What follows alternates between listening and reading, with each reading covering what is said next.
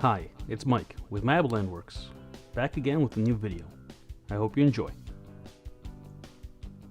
So right now I'm setting up the laser and the new magnetic receiver that I can mount on my excavator. What I'm going to do with this is change the grade on 3 sides of this garage. Apparently it was built too low and water is accumulating in front by where the doors are.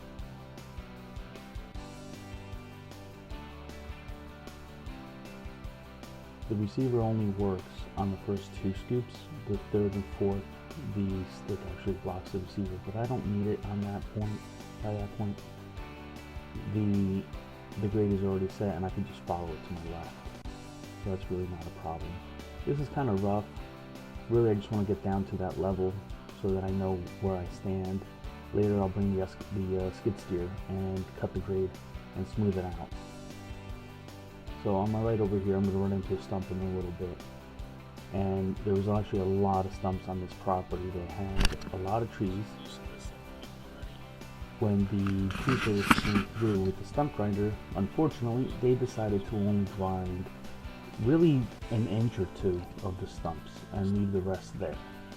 So normally I can rip out the roots of a stump, but the stump itself, especially with a smaller machine, once you get past 18 inches, is not feasible. And here's an example of a stump that I'm ripping out. And at the base, this stump is probably, I'd say maybe 12 inches.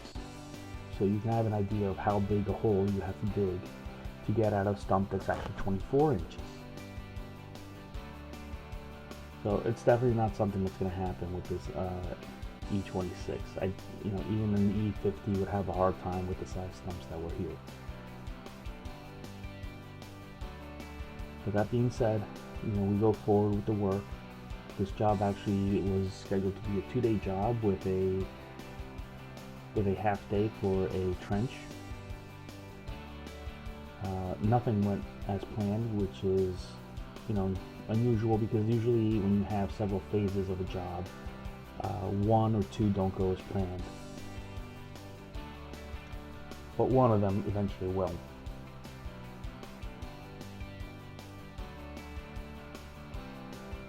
The ground here is very sandy on the surface, and then on the subsurface it turns into a clay, which is what makes the stump so hard to rip out, and then below that turns into a fine sand, which will come into play later with the trenching.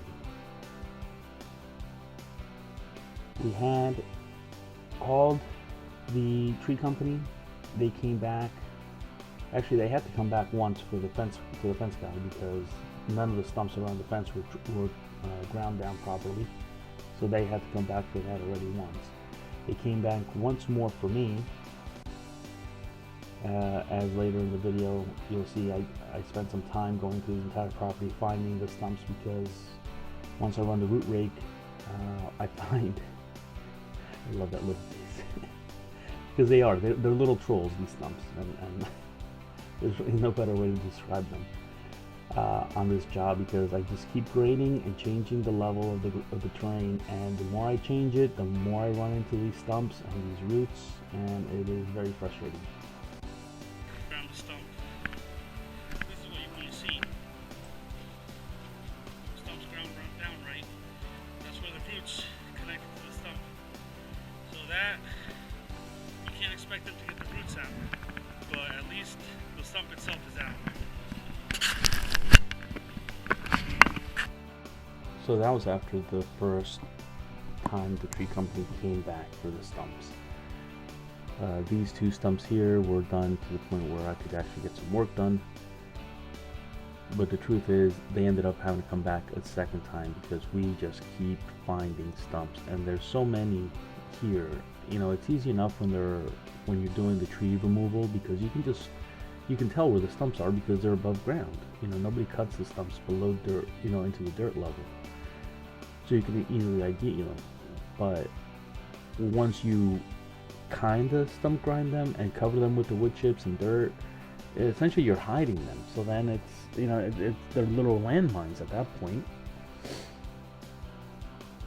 You know, this shed, it's a shame how you can't tell how far off the grades are, but that shed was, I guess that was probably decades of leaves and sticks being tossed back there and rotting away. So I'm doing the same thing I did before by the stairs, which is I'm just rough grading it with the excavator, and then I come in with the skid steer. I have to apologize for the shaky camera. The ground is hard and very uneven, and the camera is just shaking like crazy. But you get the idea. I'm going to do as little of this skid steer work as possible on video, just so that you can see the kind of stages of the project. So, getting back to the stumps, they had to come back a second time because we found 2 more stumps later on, actually 3 or 4 more stumps later on, and you know, I can't change the grade with the stumps being in the way. And these are 24-inch stumps, so probably the root ball I have to rip out on these would probably be in the 5 foot, 4 foot, 5 foot range, which are, you know, very large root balls that would have to come out of these stumps. So right now I'm just piling all this excess dirt. As you get close to the lawn, it's actually a hole. There's a huge hole in that area. So left of this wheelbarrow is pretty much where the hole begins. So I'm going to accumulate all the debris I can in the low spot. That way when I come back later to shake out the roots, the excess dirt falls into the low spot, and then I'll just smooth that over. I don't think I have video of the second time I went through this. This is actually the first time I went through with the root rake. And you can see that I'm probably traveling 5, maybe 10 feet, and then I'm stopping because I hit another stump. And every single time you see me stop and claw at the ground, that's a stump.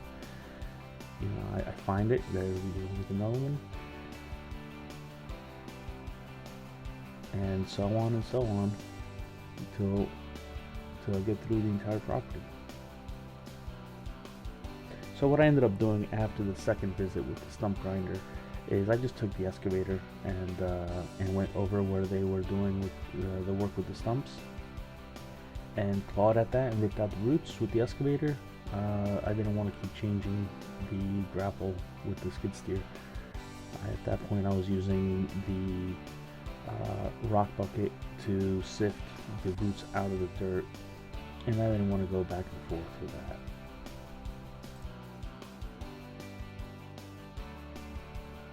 At this point I had had enough with the stumps, and it's time to start digging the trench.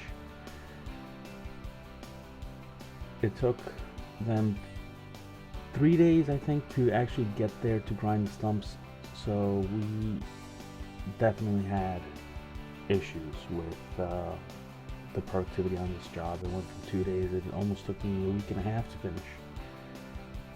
And here we are dealing with this trench. So now this fine sand comes into play. So underground, as I dig, the sand starts to cave into the hole. So we have no choice but to cover this up again, because if it keeps collapsing, it's just going to undermine the entire driveway, and then it's going to ruin the driveway so that I can't get concrete later. I'm removing the railroad ties now. Honestly, I have the skid steer here. There's no reason to do this with the excavator. Just get these ties out of the way, and the skid steer can push this, fill this trench in much quicker than the excavator can. So we're putting the hose in as we go. We have to set it manually because I don't have the time to let it sit there. It's literally caving in, 5 minutes after I dig the trench. It makes it very difficult to actually be effective with this. Changing back and forth between machines is never efficient.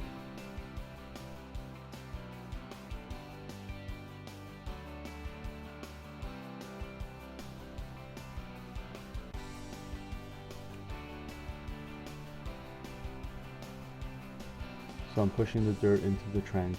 I'm gonna leave it a little proud, and what I'll do is I'll run the excavator, the skid steer over it, and use that to compact that trench.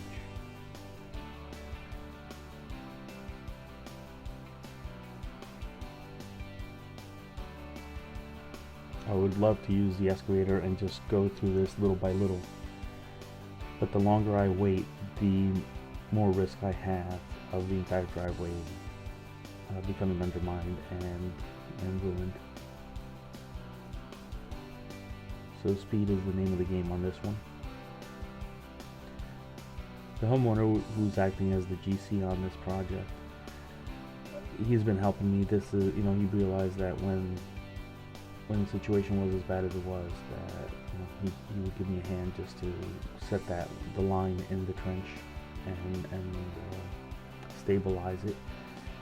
Because again, the issue continues. I dig the trench to 4 feet, and then that last foot collapses in on itself, and now I have a 3-foot trench. So I ended up having to dig 5 feet so that when it collapses, I would still be at 4 feet.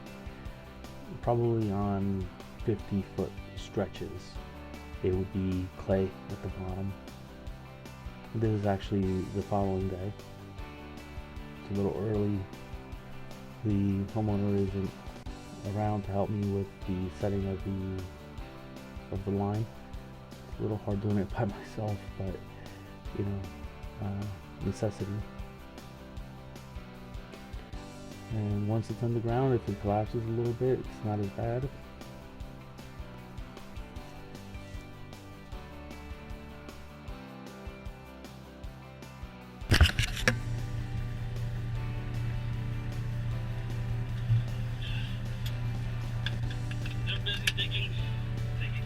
They're busy drilling through the house, through the foundation.